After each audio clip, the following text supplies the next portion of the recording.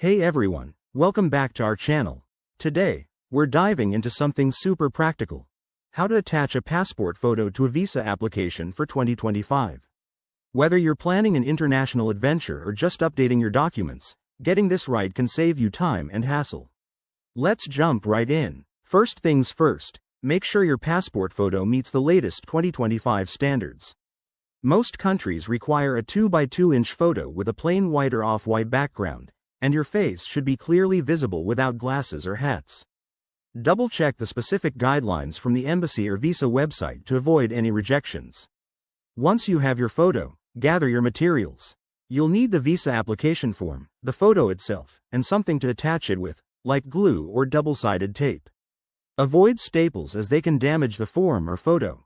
If you're applying online, some systems allow digital uploads, so scan your photo at a high resolution and ensure it's in the correct format, like JPEG.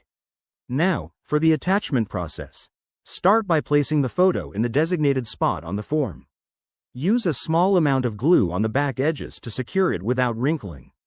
Press down gently and make sure it's straight. Crooked photos are a common mistake.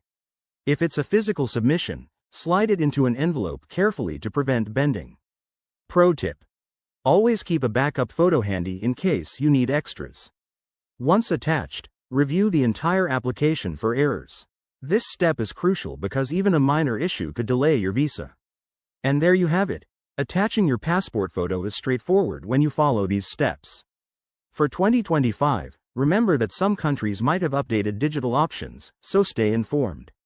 If you found this helpful, give it a thumbs up, subscribe for more travel tips, and drop your questions in the comments. Safe travels, everyone. See you in the next video.